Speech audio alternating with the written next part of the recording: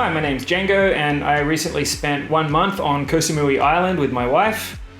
This video is going to be talking about how we got to Koh Samui Island from Bangkok. And then while we're on the island, I'll be talking about how much scooter rental costs, accommodation, food. I'll be talking about some of the places we liked and liked less, and a few things to watch out for. Stay tuned to the end and I'll be giving a complete breakdown of all the costs over the 1 month that we stayed on the island, and enjoy the video. So we started off our journey by purchasing a plane ticket from Bangkok Airport to Surat Thani Airport, which costs $42 for the both of us.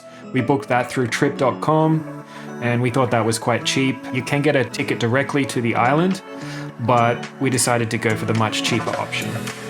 Once we arrived at Surat Thani Airport, we jumped in a taxi for 400 baht, which took us to Ban URT Airport Hotel, which we booked on Agoda. The hotel cost $13 for the both of us and was very clean. The staff were absolutely amazing, so friendly. The food was amazing and very cheap. And on top of that, it included a free breakfast. We booked our ferry ticket through the hotel, which also arranged transport to the ferry terminal.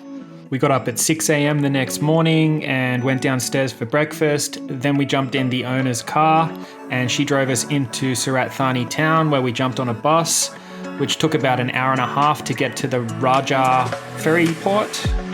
We then boarded the Sea Tram ferry, which took us across to Koh Samui Island, and it takes about 45 minutes. And it's at this moment we realized that we're entering paradise.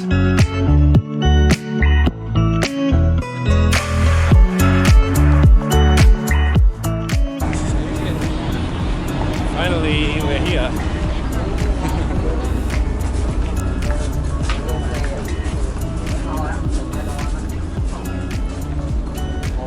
When we arrived on the island, it was time to go and find a scooter to rent and somewhere to stay because we didn't book anything in advance.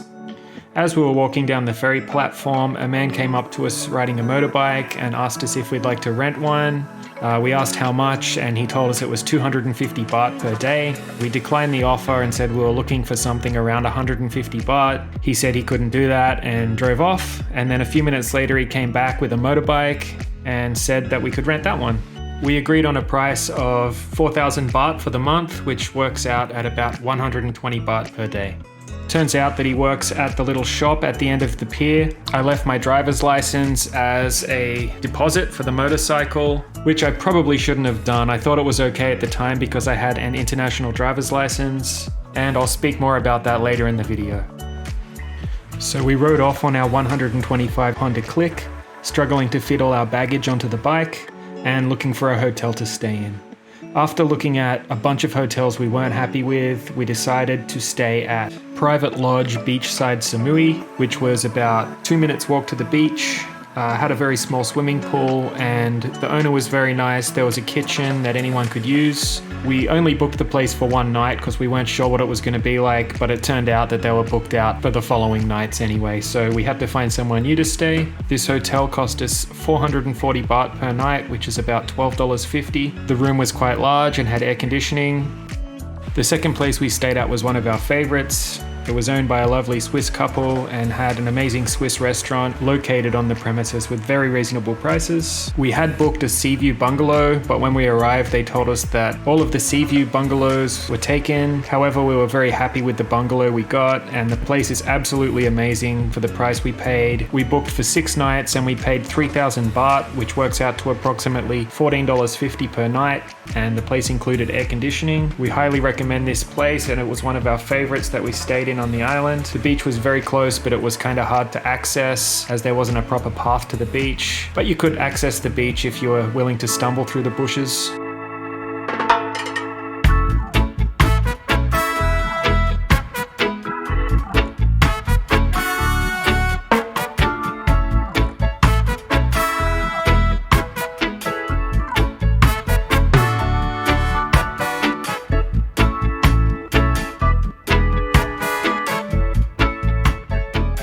So at this stage of the trip, my wife Beata's parents flew in from Poland. They flew into Koh Samui Airport from Bangkok.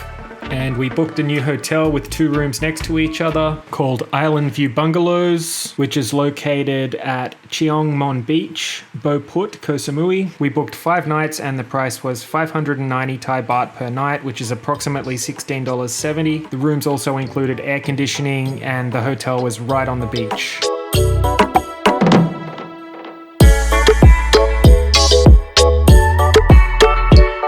So as we expected, the food on the island was absolutely delicious, but what surprised us most was the price. Eating at the local restaurants, you could get meals for as low as 30 baht, but the average price for local food seemed to range from 50 baht to 100 baht per dish. We found an amazing restaurant right on the beach that served the most amazing breakfast for 100 baht, which I'll talk about more later in the video. You could get gourmet pizzas ranging from 150 baht up to around 400 baht, and obviously there were much more expensive options if you chose to go to the more expensive places. At the end of the video, I'll give a full breakdown on how much we would spend per day on food approximately. There are lots of supermarkets located around the island with food prices very similar to the mainland. I'd say it's worth going to Koh Samui just for the food alone.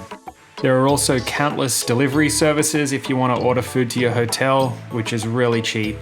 So at this stage, we're about halfway into our holiday and we decided to rent a second scooter for my wife to ride around. It's her first time riding one and it turned out to be an absolutely great decision. She had so much fun. We hired the scooter for 1 week to begin with and it cost 150 baht per day. There are so many amazing rides on the island. We've spent quite a few days exploring them. There's an amazing road that takes you right through the center of the island, through giant tropical palm tree forests, and you get a glimpse of how the locals live. There's a lot of buffaloes and other wildlife you'll see along the way, and some amazing views from the high points. There's also a road that goes the whole way around the island, and it takes around 3 hours to drive all the way around. We did this multiple times because there's many different routes you can take. There's also tons of tracks and roads leading through the hills, but be cautious as some of them are very dangerous and have very steep hills filled with potholes. I'd highly recommend renting a scooter if you're going to visit Koh Samui. There are methods of public transport, but it's just not the same experience when you have your own scooter to freely explore.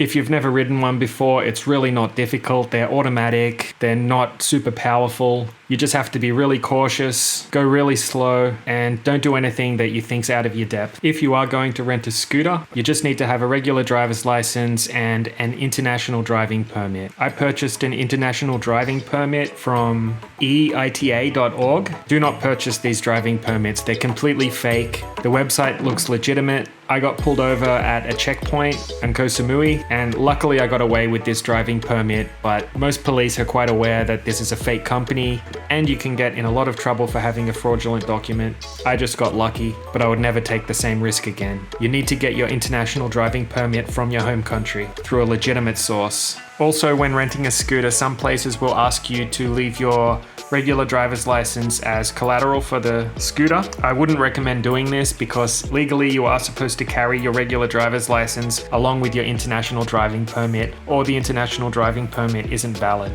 Once again, I got lucky. The police officer that pulled me over searched my entire bike. He questioned me about a bunch of things, but he didn't ask for my original driving license, luckily.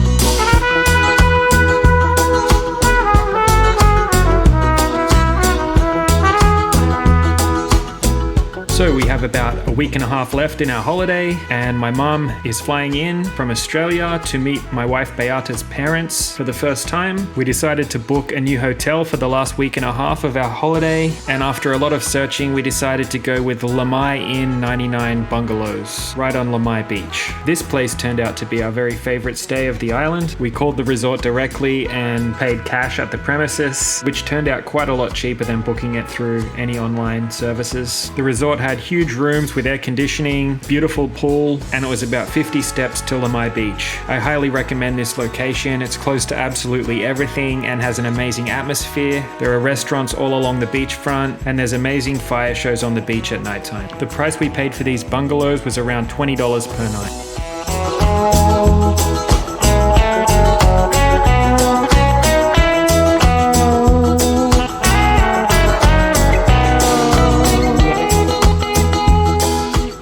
My wife actually learnt to swim during this holiday, so we spent quite a lot of our time swimming at various beaches and snorkeling. We tried snorkeling at many locations around the island. Most places we went to had decent coral, very nice fish, but the water was always a little cloudy, but still very manageable for good snorkeling. Searching for clearer water, we found out that Koh Tao Island was the place to go for snorkeling, so we booked a speedboat trip over to Koh Tao Island, and it was absolutely amazing. You could see forever in the water, and there were fish everywhere. I highly recommend taking a trip to Koh Tao Island if you want to do some amazing snorkeling in really pristine clear water. The trip to Koh Tao Island cost around 1,000 baht per person.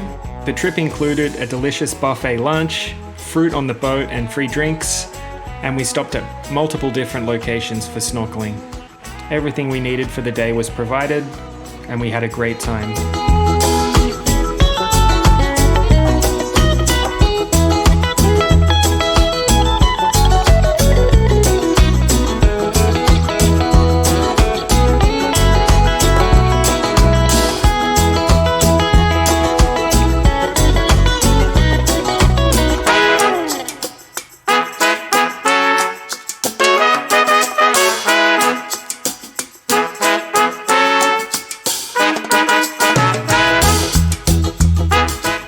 So overall, we couldn't be happier with our stay on Koh Samui Island. We can't wait to go back again. Now on screen, I'm going to be showing you a complete breakdown of all our expenses and the total cost for the month. Thank you very much for watching our video. Please like and subscribe, as there's going to be many more videos coming your way.